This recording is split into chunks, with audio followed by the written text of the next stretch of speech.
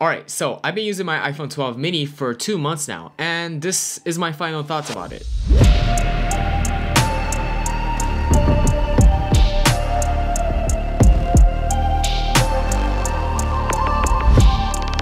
What is up, you guys? It's your boy Peace. How you guys doing? So iPhone 12 mini is one of the smallest 5G smartphone that is available right now, and they have the same amount of power as the all iPhone 12 lineup. And what can I say? Since I am not a fan of big phone, I've been using this iPhone 12 mini as my daily, and I am loving it a lot. So in this video, let me talk about my experience with this iPhone 12 mini and how I felt about it and the things I don't like about this phone. I don't have any sponsorship in this video, but this video is brought to you by my icon pack, which is Peace Icon Pack. I do include 4 different types of icons and 7 different types of wallpapers. So if you guys are interested in home screen setup and if you guys want to spice it up your iPhone just a little bit, please check it out. I'll put the link in the description below. This iPhone 12 mini's body is 135 grams and it is super light and compact. This slim, lightweight, compact form factor is really nice for one-hand usage, and I can easily slip this thing in my skinny jeans and I don't feel bulky at all. This phone has 5.4-inch beautiful OLED display with 476 pixel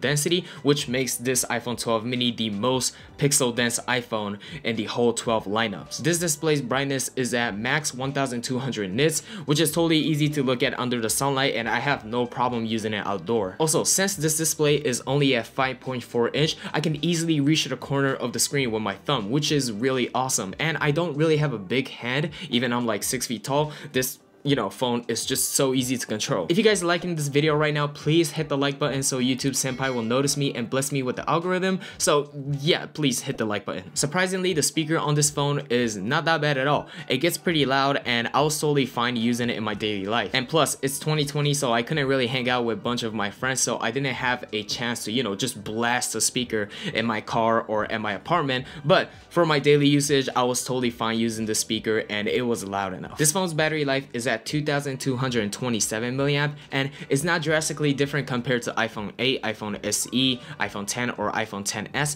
However, the battery life is pretty good, to be honest. I don't know because of the A14 Bionic chips, efficiency, or is just because I have a new phone, but I can totally use it for a whole day, and at the end of the day, for my daily usage, I still have around maybe 40 or 30%, which is pretty good. However, if you play bunch of game or if you shoot bunch of photo, bunch of video throughout the day, and your screen time is around what, like 5 hours, you might need a mobile battery with you, and you might have to, kind of charge it like here and there throughout the day. All right, let's talk about the camera on this phone. The camera on this phone is amazing. I totally love shooting with this new f1.4 main camera. The difference between f1.4 and the previous iPhone's main camera is not that quite different if you're shooting in the daylight condition. However, if you're shooting in the lower light condition, I can totally see the difference, and the f1.4 is coming in clutch. The video performance on this phone is completely stunning. Is that a right word? Completely stunning. It's just really good. You can shoot up to 4K 60 frames per second on your main camera, ultra wide camera, and your front camera, and I have to say the video performance of all these lenses are stunning. I love the picture profile, like colors and stuff on this iPhone's video, and I even love the sharpness, and I love the white balance as well. For some reason, iPhone is really good at maintaining the white balance throughout like different type of situations. Even these cameras are 12 megapixel. Trust me, iPhone's video quality is just uncomparable compared to other smartphones, and if you're especially a type of person who wants to shoot a video, iPhone's camera is just so good. Also, I love the ultra wide camera on this iPhone 12 mini as well. The ultra wide camera on this 12 mini is just so good. It's same as the main camera. They both have 12 megapixel, and the quality is not really lacking from the main camera, which is kind of surprising. Plus, this ultra wide camera is equivalent to 13 mil, which is very wide when it comes to like camera in general, and I think it will be very fun if you like, especially walking around or running or doing like extreme sports such as like skateboarding and snowboarding, is just having your phone as like an action camera. I really love this camera. Speaking of main camera of the iPhone 12 lineup, Apple announced that these phones can shoot the Dolby Vision, the 10-bit color HDR video with this phone, which is kind of crazy. However, I find myself not using this HDR and just turning off in the setting. The reason is most of my iPhone's video, most of the video I shoot on iPhone is gonna be on IGTV or other type of, kind of lighter weight social media compared to like YouTube. Plus, the HDR takes a little bit more storage in your iPhone, and the Final Cut Pro is not even fully supported this, codecs. So I mean, I'm just like struggling trying to edit this thing, and the I mean, it's still HDR, but like non-Dolby Vision footage from iPhone still looks really good. So I ended up using that one, and I can always, you know, edit some color on top of it, put it some LUTs, and it will still look great. So I decided to not use the HDR. Okay, so let's talk about the SoC on this phone, which is the A14 Bionic chip, which is a 5nm Bionic chip from Apple, and this thing is blazing fast. Even this iPhone 12 mini only have 4 gigs of RAM. I didn't have any type of lag when it comes to gaming, or I didn't even have like any type of issue when it comes to the performance of the phone. Also, the surprising thing about the iPhone 12 mini is that even this phone is so small, I didn't experiment any type of heating issue. If you guys watched my Pixel 4a video, I was talking about how Pixel 4a was having like this small heating issue when it comes to like playing video game for a long term or using a camera for a long period of time. When I was using iPhone 12 mini, the only time this iPhone 12 mini got a bit warm was when I was using a video camera for like 10-12 minutes straight with 4K 60 frames per second. So I have to say the efficiency of optimization between SoC and physical hardware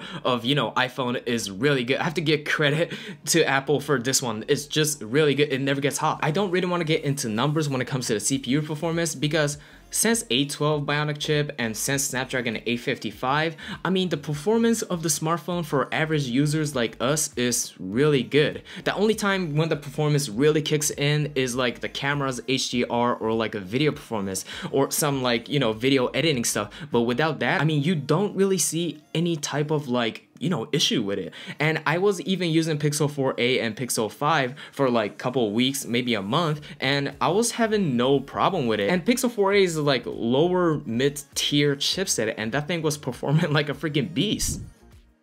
Number one is software problem, and I think this is the biggest problem when it comes to iPhone 12 mini. Since iPhone 12 mini is a completely new form factor from Apple and the size is just too new to Apple, they have some sort of software issues here and there when it comes to like daily usage. For example, when I was using camera, the focus was completely blurred and I couldn't even focus on stuff I wanted to, or the camera was completely blind sometimes. Or when iPhone 12 mini first came out, if you install a screen protector and case, the iPhone mini was acting weird when you're trying to enter the passcode to your phone. However, after a week, Apple released a software update so that issue is completely fixed. However, I still have like some sort of bugs when it comes to like rotation movement when I want to look at some photos or some video with like, you know, trying to rotate my phone and look at it in the landscape mode. I will have like some software issues here and there, and it will create this like weird glitch in the phone. But I'm not losing my hope. Apple is really good at software update when it comes to iOS, not the Mac OS, but they are really good at software update on iOS, so I think this will eventually be fixed. But I'm just telling you right now that even 2 months later after this phone is released, there's like a bit of software bugs here and there. And the second thing I kind of wish from this iPhone was the Face ID's angle. I wish the Face ID's angle was a little bit wider than iPhone 11, but it's almost exactly the same, and if you like tilt it a little too much, the Face ID will not recognize you. And the third issue is the notch size. I mean, the notch size did not shrink,